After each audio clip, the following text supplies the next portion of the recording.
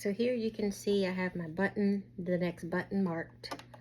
I want to place it underneath the presser foot, and I'm about a little less than 1/4 of an inch from the beginning of the front edge of my center front, pretending this is the center front of where the jacket or the blouse is.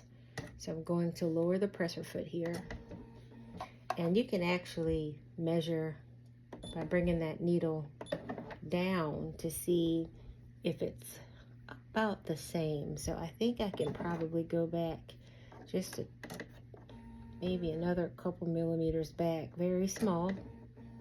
Bring that needle down again to kind of test, and that looks like it's about the same at the front edge. It's probably easier to just take a ruler and mark with your chalk or invisible ink pen to let you see. But once that's done and I know exactly the size of buttonhole that I need for this button, all I have to do is just press this button to let it start, and it stitches it out for me. All right, let's stitch. Here we go.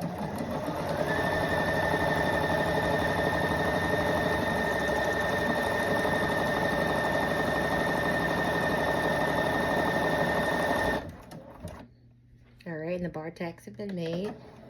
I'm just gonna have that make the last bar tack, and it cuts it itself.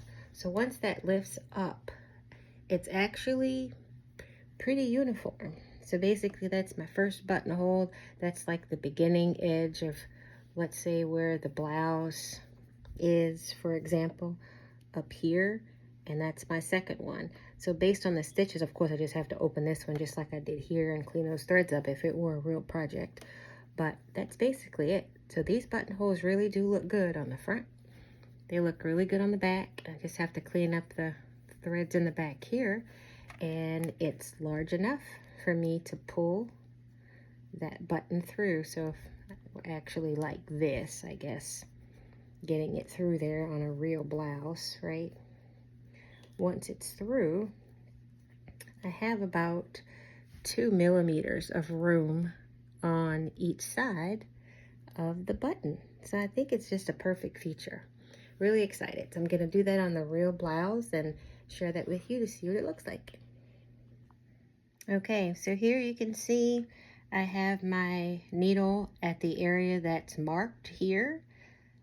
That's about 1/4 of an inch away from that center front edge of the center line. So if I have my 1-inch button band, I've divided it in half. So that's a 1/2 inch here, I have a 1/2 inch here. And from that 1/2 inch center line, I've gone up about 1/4 of an inch. And that's where I have my needle marked. About 1 millimeter or 2 right in front of that 1/4 inch mark. And what I am going to do is use that as my reference point so that the edge of the button band, all of the beginning pieces of the stitches of my buttonholes are all even along the band, and that's how I do it. You all may have a different way of doing it, and share with me in the comments to help myself and others to make more beautiful blouses. All right, here we go. So we're going to touch the button here to get started twice, and it's going to stitch it out for me.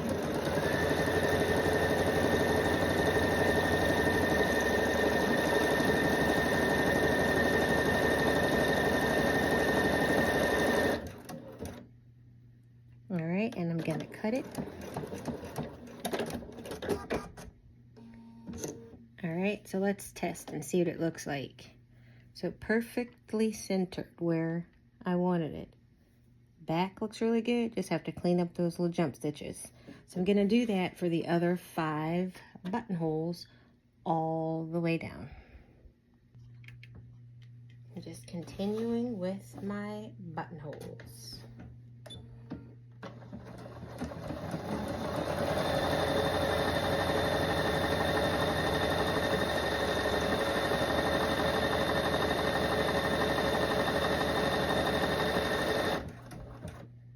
And cut.